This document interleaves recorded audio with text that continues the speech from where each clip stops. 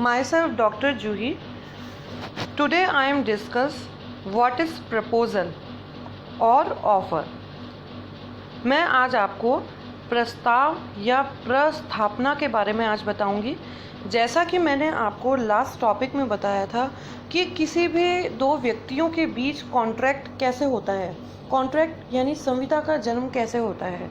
जब दो व्यक्ति आपस में किसी बात को करने या नहीं करने का एक दूसरे के साथ कोई करार या एग्रीमेंट करते हैं और अगर ये एग्रीमेंट वैलिड है तो वो कॉन्ट्रैक्ट में बदल जाता है। तो किसी करार का जन्म पहले शुरुआत होती है ऑफ़र से, प्रस्ताव से। जब एक व्यक्ति किसी बात को करने या नहीं करने का ऑफ़र किसी दूसरे व्यक्ति को देता है और फिर जब दूसरा व्यक्ति उस ऑफ़र को एक्सेप्ट कर लेता है तो कॉन्ट्रैक्ट बन जाता है। The whole process of entering into a contract starts with a proposal और an offer made by one party to another to enter into an agreement. Such a proposal must be accepted. Let us take a look at the definition and classification of an offer and the essentials of a valid offer. तो जब भी कोई व्यक्ति किसी दूसरे को व्यक्ति के सामने कोई काम करने या नहीं करने की अपनी इच्छा प्रकट करता है तो और सामने वाला उसे स्वीकार कर लेता है तो उसे कॉन्ट्रैक्ट कहते हैं।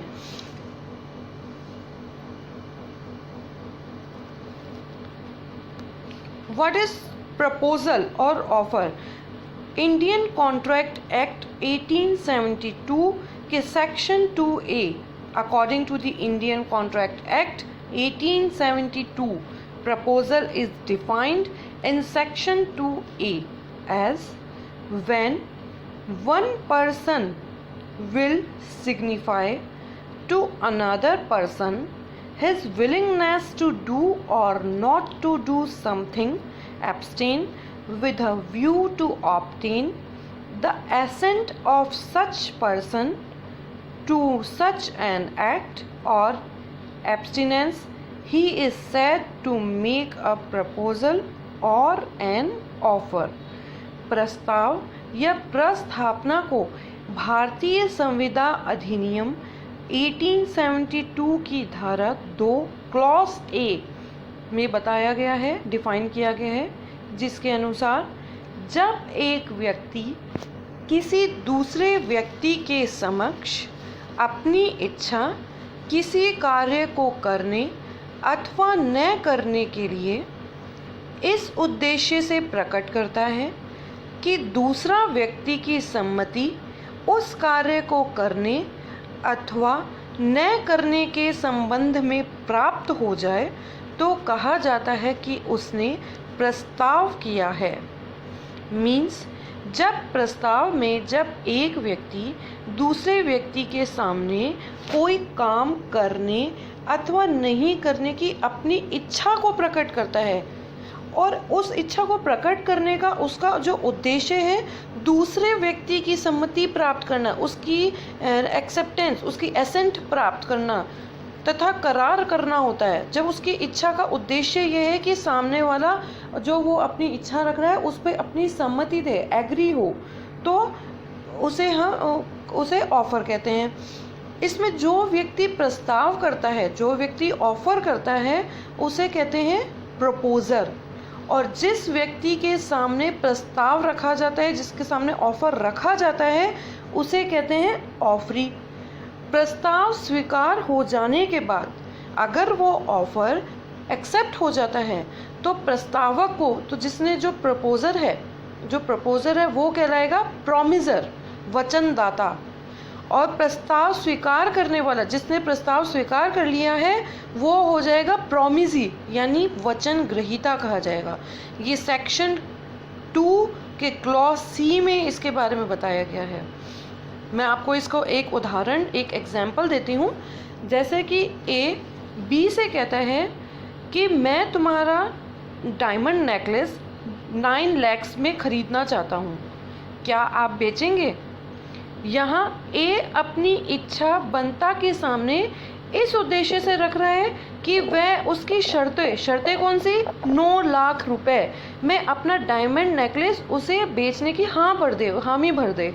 तो यहाँ ए द्वारा बी को ऑफर किया गया, प्रस्ताव किया गया है। तो इसमें जो ए है वो प्रस्तावक हो गया, यानी प्रपोजर हो गया, और जो बी है वो ऑफरी हो गया।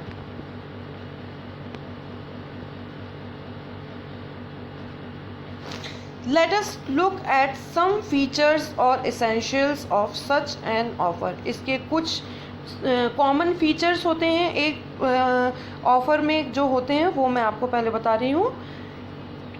2 पार्टीज, मेन इसमें 2 पार्टीज होते हैं। प्रस्ताव करने के लिए कम से कम 2 पक्षकार होना आवश्यक है। एक व्यक्ति स्वयं अपने आप से प्रस्ताव नहीं कर सकता, खुद से कोई भी प्रपोजल खुद को नहीं कर सकता है। The person making the offer proposal is known as the promiser or the offerer, and the person who may accept such an offer will be the promisee or the acceptor। मैंने आपको अभी बताया था कि जो ऑफर करता है, जो प्रपोजल देता है, उसे प्रॉमिसर या ऑफरर कहते हैं, और जो एक्सेप्ट करता है उसे प्रॉमिसी या एक्सेप्टर कहते हैं।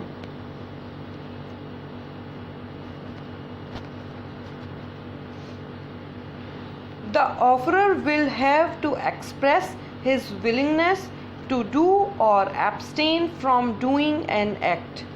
Only willingness is not enough, or simply a desire to do, not to do something will not constitute an offer. इसमें प्रस्ताव ऑफर की एक विशेषता है कि ये किसी कार्य को करने का प्रस्ताव हो सकता है या फिर किसी कार्य को नहीं करने का प्रस्ताव हो सकता है। द ऑफर विल, और उसे अपनी इच्छा जो है, ऑफरर की जो इच्छा है, विलिंगनेस है, वो एक्सप्रेस करना जरूरी होता है। खाली विलिंगनेस रखना ही जरूरी नहीं है, मतलब खाली वो इच्छा रख रहा है तो वो ऑफर नहीं हो सकता, उस इच्छा को एक्सप्रेस करना जरूरी है। An offer can be positive और नेगेटिव। ये जो ऑफर है वो पॉजिटिव भी हो सकता है और नेगेटिव भी हो सकता है। किसी काम को करने का प्रस्ताव रखना, ये पॉजिटिव हो गया। किसी काम को नहीं करने का प्रस्ताव रखना, वो नेगेटिव हो गया। It can be promise to do some act and can also be a promise to abstain not do some act service. Both are valid offers.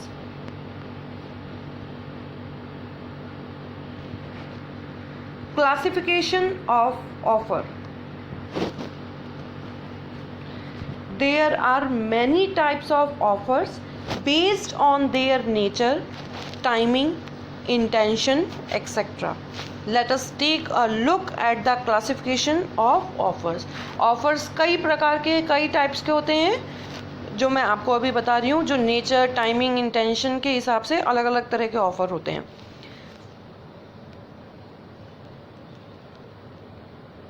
General offer यानी जनरल ऑफर यानी सामान्य या साधारण प्रस्ताव। A general offer is one that is made to the public at large. It is not made any specified parties, so any member of the public can accept the offer and be entitled to the rewards, the consideration. Say for example, you put out a reward for solving a puzzle, so if any member of the public can accept the offer and be entitled to the reward if he finish the act. सामान्य प्रस्ताव सामान्य जनता के किसी वर्ग को दिया जाता है। इसमें देखिए, एक ऑफर होता है स्पेसिफिक, जो किसी व्यक्ति विशेष को ऑफर किया जा रहा है कोई काम करने या नहीं करने के लिए, जबकि सामान्य ऑफर सामान्य जनता को दिया जाता है ऑफर। ऐसा प्रस्ताव समस्त संसार या संसार के किसी भी भाग की जनता को दिया जाता है। जैसे कि एक ऐड हो सकता है, एक ऐड न्यूज़पेपर में ऐड निकालना एक सामान्य प्रस्ताव हुआ। अगर उस न्यूज़पेपर में वो कोई बंदा, कोई जनता का कोई भी व्यक्ति ऐड देख के उसकी शर्तों के अनुसार वो ऑफ़र एक्सेप्ट कर लेता है तो ये ऑफ़र सामान्य ऑफ़र कहलाएगा। सामान्य प्रस्ताव का संसार का कोई भी व्यक्ति या जनता के किसी विशिष्ट वर्ग का कोई भी व्यक्ति उस प्रस्ताव को स्वीकार कर सकता है। ऐसे प्रस्ताव की स्वीकृति की सूचना, पहले सूचना देना जरूरी नहीं है। इसमें एक बहुत बहुत इम्पॉर्टेंट केस है, Shrimati Carlill versus carbolic smoke ball company. ये एक इम्पॉर्टेंट केस है। इस वापस से रिपीट करती हूँ, Shrimati Carlill versus carbolic smoke ball company. इस केस में carbolic smoke ball company influenza जुकाम की दवाई बनाती थी जिसका नाम था स्मोक बॉल। उसने कंपनी ने न्यूज़पेपर में एक ऐड निकाला जिसमें ये कहा गया कि इस स्मोक बॉल कंपनी इस कंपनी द्वारा जो स्मोक बॉल दवाई बनाई जा रही है, अगर 2 वीक तक डेली दिन में 3 बार इस कंपनी के द्वारा बताए गए विधि के अकॉर्डिंग आप इसे यूज़ करते हैं तो अगर उसके बाद भी आपको जुकाम या इन्फ्लुएंजा हो जाता है तो कंपनी उस व्यक्ति को 100 पाउंड की राशि कंपनसेशन के रूप में देगी। तो श्रीमती कार्लिल जो थी, उन्होंने कंपनी द्वारा बताए गए जैसे जैसे उन्होंने निर्देश दिए थे उस हिसाब से उन्होंने 2 सप्ताह तक दिन में 3 बार वो दवाई यूज़ करी, फिर भी उन्हें इन्फ्लुएंजा हो गया। तो फिर उसके बाद श्रीमती कार्लिल ने कोर्ट में कंपनसेशन कितना 100 पाउंड का दिलाने की प्रार्थना की। तो इसमें जो कोर्ट के जो जज थे हॉकिंस, उन्होंने कहा कि यह कंपनी द्वारा दिया गया एक जनरल ऑफर है जिसे समस्त विश्व में शर्तों का पालन करते हुए कोई भी व्यक्ति स्वीकार कर सकता है। चूंकि श्रीमती कार्लिल ने इस ऑफर की शर्तों के अनुसार काम किया था, इसलिए वो कंपनसेशन लेने की हकदार हैं।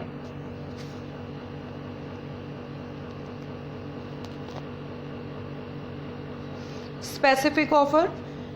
A specific offer, on the other hand, is only made to specific parties, and so only they can accept the said offer or proposal. They are also something known as special offer. Like for example, A offers to sell his horse to B for ₹5,000. Then only B can accept such an offer because it is specific to him. जैसा कि सामान्य प्रस्ताव यानी general offer में कोई भी अगर व्यक्ति उस ऑफर की शर्तों के अनुसार काम कर लेता है तो वो ऑफर एक्सेप्ट माना जाता है और वो कॉन्ट्रैक्ट में बदल जाता है, और इसमें एक्सेप्टेंस की पहले सूचना भी नहीं दी जाती है। लेकिन स्पेसिफिक ऑफर किसी व्यक्ति विशेष को दिया जाता है। जब कोई प्रस्ताव किसी व्यक्ति विशेष को किया जाता है तो ये स्पेसिफिक ऑफर है, और इस स्पेसिफिक ऑफर की स्वीकृति केवल उसी व्यक्ति द्वारा ही दी जानी चाहिए जिसको कि प्रस्ताव किया गया है। इसमें ये एग्जाम्पल है कि अगर ए ऑफर कर रहा है बी को कि तुम मुझे अपना हॉर्स बेच दो, नहीं, ए ऑफर कर रहा है कि मैं तुम्हें 5,000 में अपना ये हॉर्स बेच दूंगा, बी एक्सेप्ट कर लेता है तो बी ये एक स्पेसिफिक ऑफर है।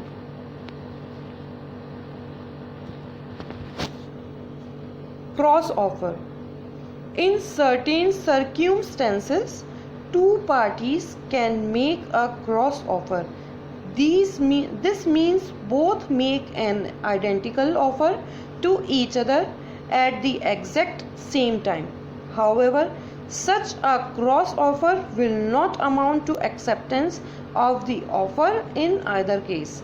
For example, both A and B send letters to each other offering to sell and buys A's horse for ₹5,000.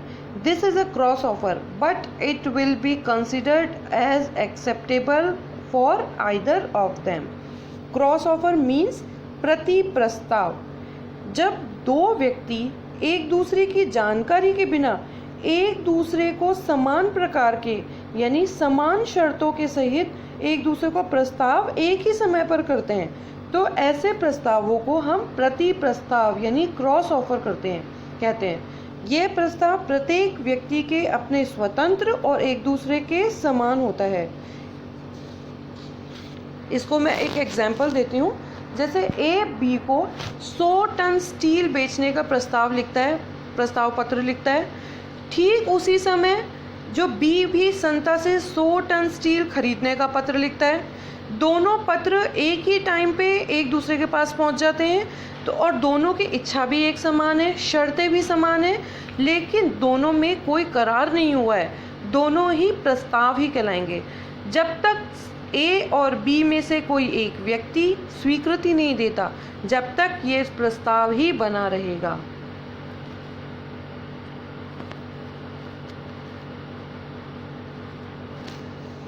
Counter offer यानी स्थानापन्न प्रस्ताव। There may be times when a promise will only accept parts of an offer and change certain terms of the offer. This will be a qualified acceptance. He will want changes or modification in the terms of the original offer. This is known as a counter offer. A counter offer amounts to a rejection of the original offer. स्थानापन्न offer मतलब कभी एक व्यक्ति अगर दूसरे व्यक्ति के समक्ष किसी कार्य के संबंध में प्रस्ताव कर रहा है और दूसरा व्यक्ति उस प्रस्ताव को कुछ परिवर्तन के साथ स्वीकार करता है, तो ऐसी स्वीकृति नहीं कहलाएगी, यानी ऐसी एक्सेप्टेंस नहीं मानी जाएगी। इसे कहेंगे हम काउंटर ऑफर। इसे दूसरे शब्दों में मैं यूँ कह सकती हूँ कि जब किसी प्रस्ताव की स्वीकृति प्रस्ताव की जो शर्तें हैं उसके अतिरिक्त किसी अन्य शर्तों पर होती है, तो ऐसी स्वीकृति को स्वीकृति नहीं कहकर स्थानापन्न प्रस्ताव कहते हैं। Essentials of a valid offer. जो लीगल रूल्स हैं प्रपोजल के, वो मैं अब आपको बता रही हूँ।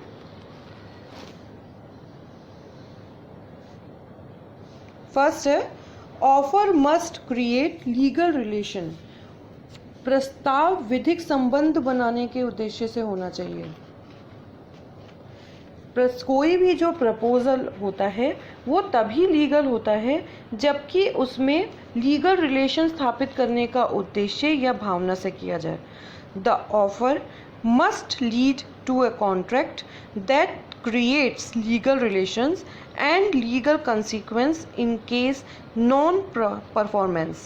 So a social contract which does not create legal relation will not be a valid offer. Say for example a dinner. देखिए कई तरह के ऑफर्स होते हैं। एक लीगल रिलेशन के लिए ऑफ़र होता है, एक सोशल ऑफ़र होता है। आप सोशल ऑफ़र को आप ये नहीं कह सकते कि वो कॉन्ट्रैक्ट में बाउंड होने के लिए बाध्य है।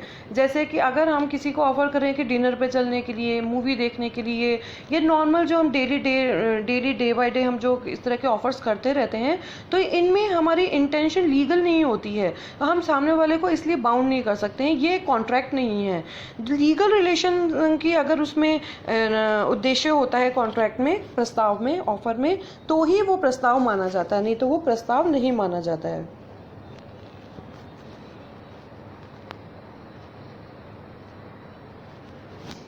Offer must be clear not वेग। जो प्रस्ताव है वो क्लियर होना चाहिए, स्पष्ट होना चाहिए, है ना। उसमें कुछ भी भ्रामक, कुछ भी ऐसा नहीं होना चाहिए कि सामने वाले को प्रस्ताव की शर्तें समझ में नहीं आए। The terms of the offer और proposal should be very clear and definite. If the terms are vague और unclear it will not amount to a valid offer. Take for example the following offer. A offers to sell B fruits worth rupees 5,000. This is not a valid offer since what kinds of fruits or their specific quantities are not mentioned. कोई भी offer valid तभी होगा जबकि वो clear हो, उसमें आप ना सारी बातें, शर्तें सब क्लियर हो। अगर कोई फ्रूट बेचने का बी को से ऑफ़र कर रहा है 5,000 में, तो इसमें ये नहीं पता चल रहा है वो कौन सा फ्रूट बेचने का ऑफ़र कर रहा है और ना क्वांटिटी कितनी है उस फ्रूट की।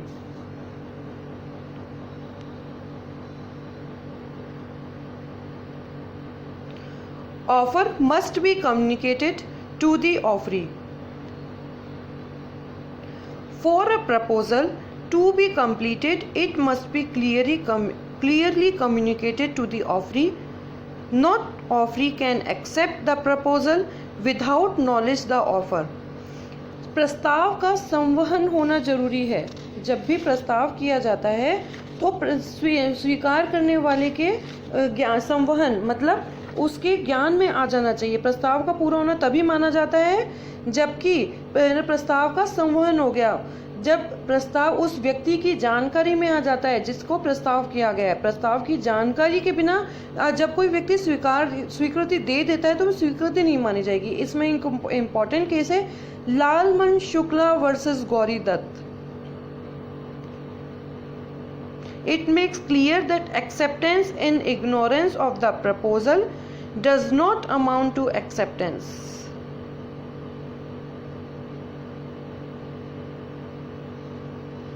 Offer may be conditional.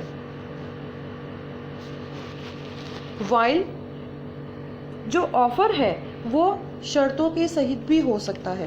प्रस्ताव के साथ प्रस्ताव की विशिष्ट जो शर्तें होती हैं उसका संवहन भी आवश्यक है।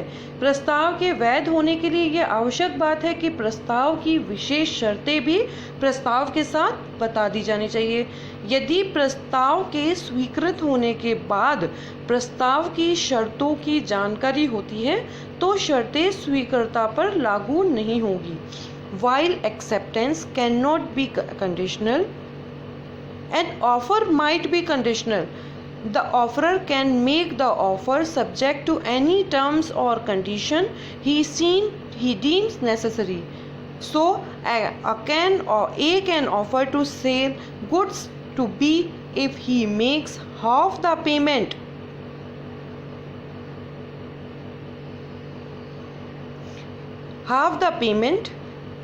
In advance. Now B can accept these conditions or make an counter offer.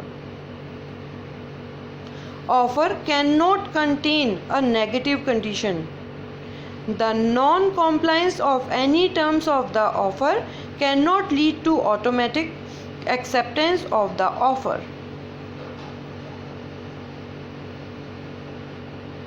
Offer can be specific or general. As we saw earlier, the offer can be to one or more specific parties, or the other offer could be to the public in general. Offer may be expressed or implied. Offer लिखित भी हो सकती है, शब्दों द्वारा भी हो सकती है, स्पष्ट हो सकती है या गर्भित भी हो सकती है। लिखित हो सकती है, मौखिक हो सकती है या शब्दों के अतिरिक्त किसी भी आचरण से, व्यवहार से भी हो सकती है। तो इसी प्रकार से ये टॉपिक यहीं ख़त्म होता है। Thank you.